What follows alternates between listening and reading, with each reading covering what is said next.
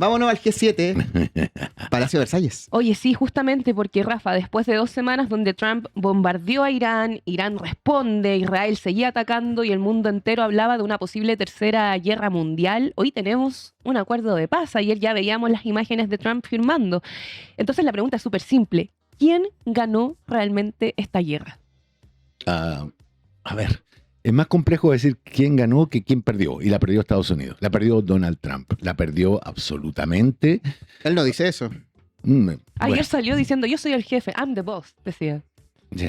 Bueno, él dice tantas tonteras. Dijo que él permite la apertura del estrecho de Hormuz. No, el estrecho de Hormuz no lo bloqueó él, lo bloqueó Irán. Mira, lo que terminó haciendo Donald Trump es agachando el moño para volver a una situación casi igual a la que tenía el 27 de febrero de este año, el día antes de atacar. 27 de marzo. 28 de febrero. 28, no, ataca el 28. El 27 él tenía el estrecho de Hormuz abierto, tenía comercio internacional, tenía una enorme cantidad de equipo militar en los países del Golfo, presencia militar, tenía todavía algo de prestigio, tenía una China que prudente, que era claramente el rival de Estados Unidos, pero que evitaba despliegues de poder. Tenía a la OTAN ofendida, pero no dejándolo tirado. Y él está tratando de volver a esa situación con varios puntos donde perdería, pero dramáticamente. ¿Por qué? Porque este memorando de entendimiento... De Islamabad, que se llama. De Pakistán. Pakistán es una ciudad muy linda, muy atractiva. 14 puntos tiene este acuerdo. Y cabe como en 3 páginas. Sí. Con letra 20 y doble espacio. Los voy a leer brevemente para que... Como los trabajos que hacían algunos en la universidad. Ahora sería con IA. Interlineado 2, Claro. tamaño 14. Claro.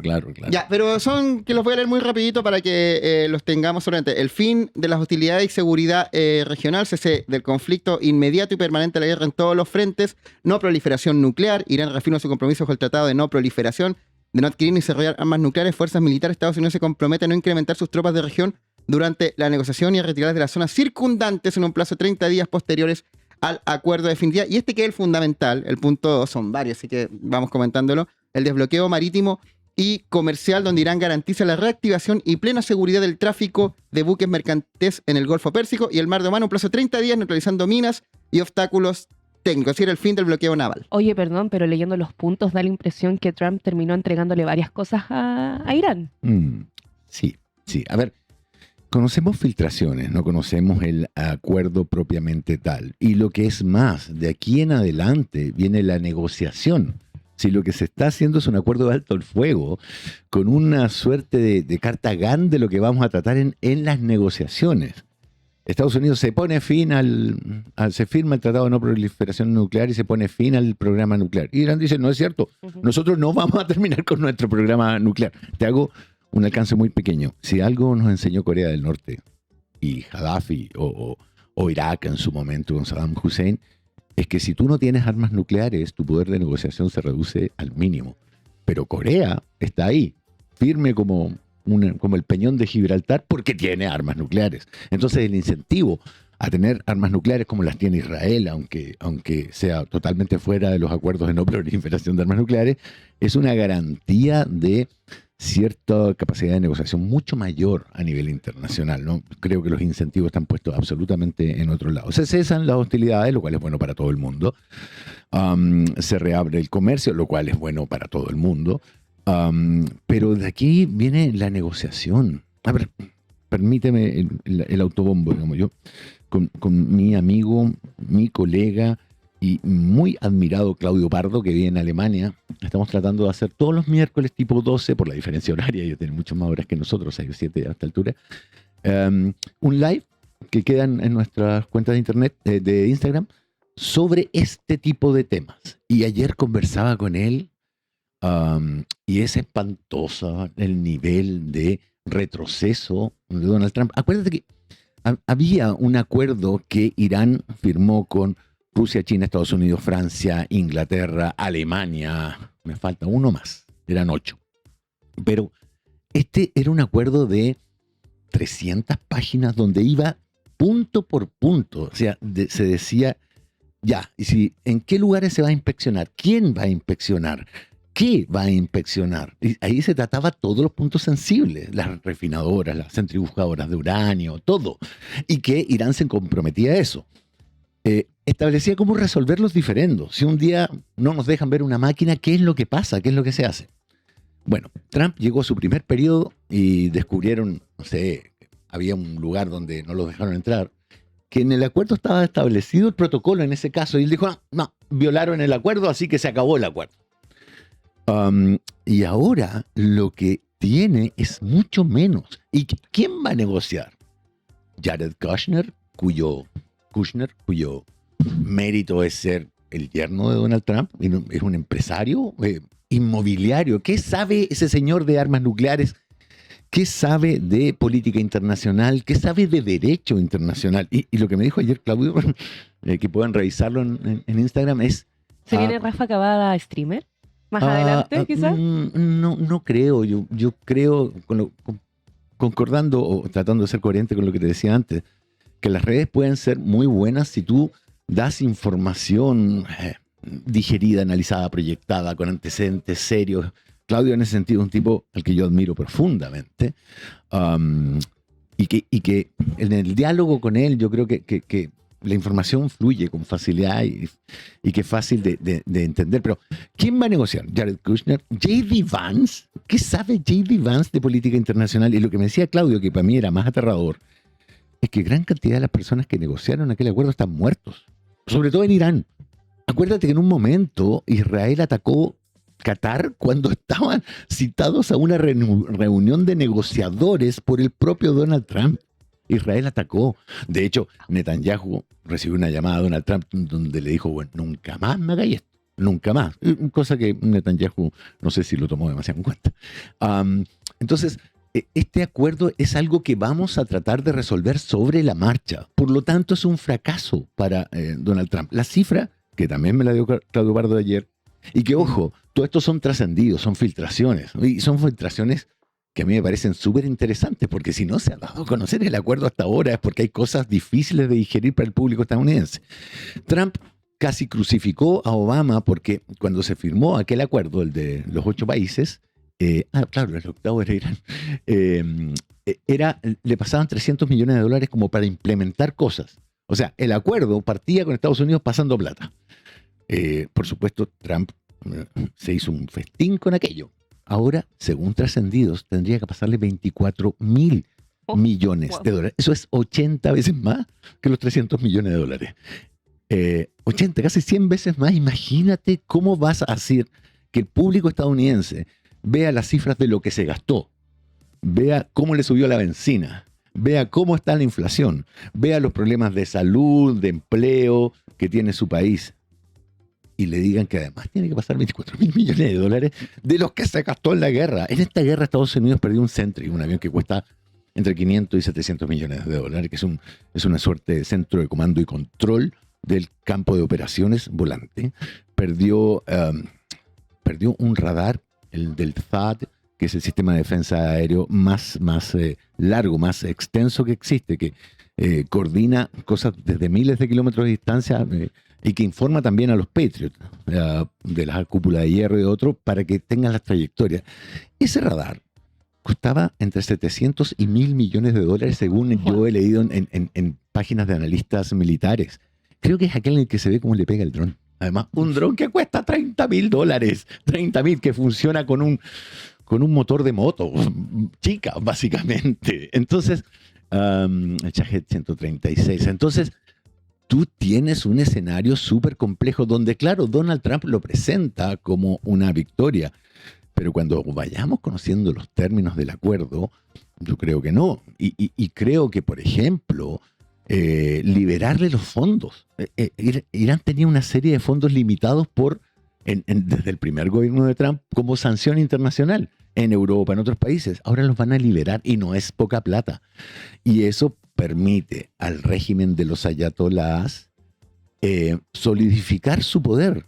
Porque uno de los grandes problemas de las protestas, ¿se acuerdan de las protestas que después motivaron una represión masiva en Irán? era la inestabilidad económica, eran problemas de un país riquísimo con petróleo que estaba pasando apreturas económicas. Si tú le liberáis fondos, Irán vuelve a ser un país riquísimo.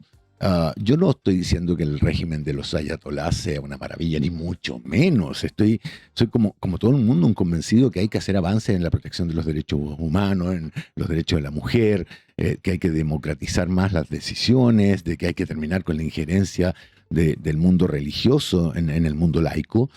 Pero no olvidemos que los iraníes detestan profundamente a Estados Unidos desde que la CIA y los servicios secretos británicos derrocaron al primer ministro, año 53, fue elegido el 52, el 53 lo derrocaron, porque propuso nacionalizar el petróleo.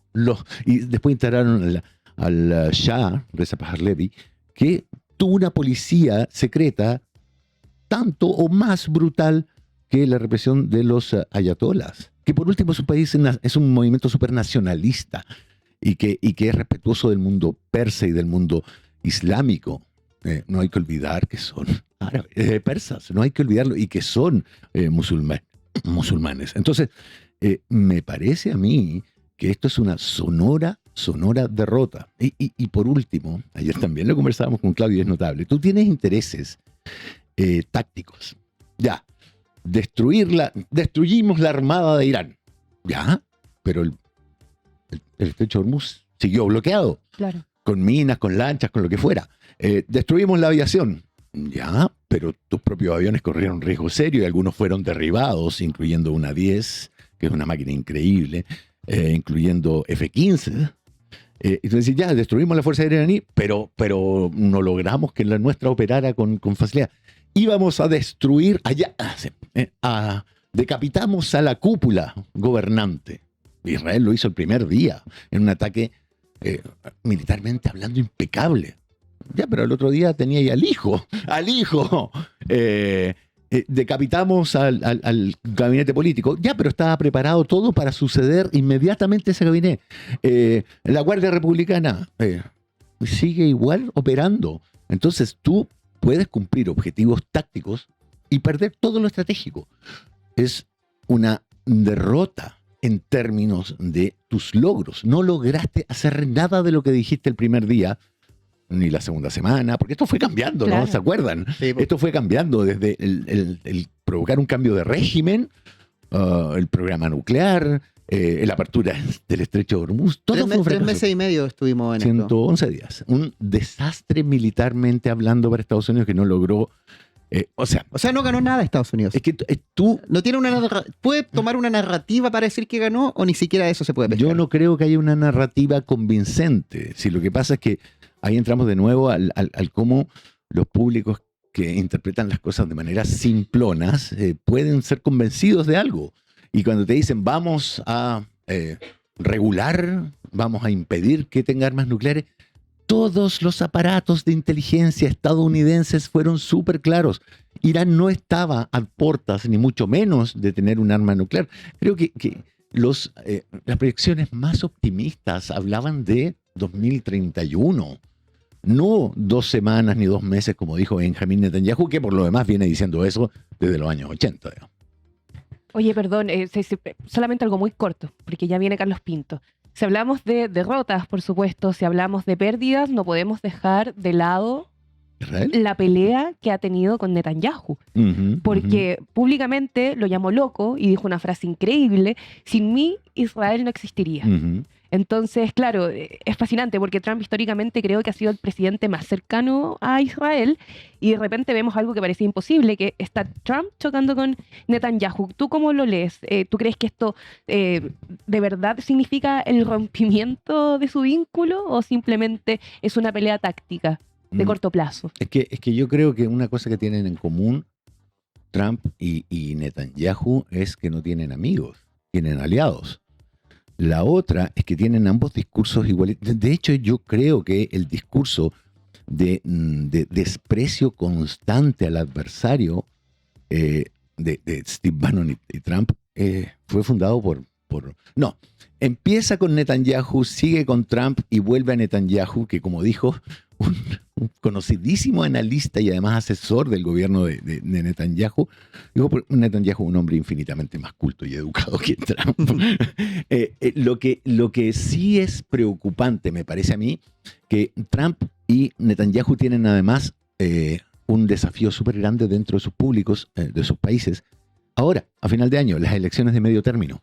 Y en Israel hay elecciones de gobierno, de primer ministro. Y todos los opositores a Netanyahu están diciendo que perdieron y que hay que cambiar al primer ministro. Están diciendo que es un desastre el resultado de la guerra. Y es malo para Netanyahu, pero es peor para el futuro de la región. Si tú vas a tener un primer ministro que sea más extremista que lo que hay hoy día, más fanático, más religiosamente inspirado en la teoría de la superioridad del pueblo judío por sobre la de sus vecinos, eso es un polvorín. Y con un país tratando de desarrollar armas nucleares o al menos un sistema defensivo, ofensivo, militar del tamaño del de Irán, que sabe que está rodeado de rivales, por decirlo menos, y con Arabia Saudita creando un programa militar asesorado por Estados Unidos, un programa nuclear que es para producción de la matriz energética, pero de la producción de la matriz energética a la bomba nuclear tenés un camino relativamente conocido ya. Entonces, sí se pelearon. Yo creo que podrían volverse amigos de un día para otro si sus propias elecciones dependen de ellos, su propio futuro político. Pero creo que en el caso de Israel es extremadamente delicado y peligroso para la región. Y en el caso de Donald Trump habrá que ver cómo enfrenta los resultados de esto y cómo salen las elecciones de término medio, donde hay gente que propone simplemente votar para, no un impeachment, sino que para destituir, invocar un artículo constitucional que dice que tú puedes derrocar a las autoridades, incluyendo las de la cúspide, por favorecer sus propios intereses en the office, en el cargo. Y ahí serían J.D. Vance, sería Kushner, sería incluso el presidente de la Corte Suprema. Entonces, ahí Trump se está jugando harto más que su prestigio. Un mundo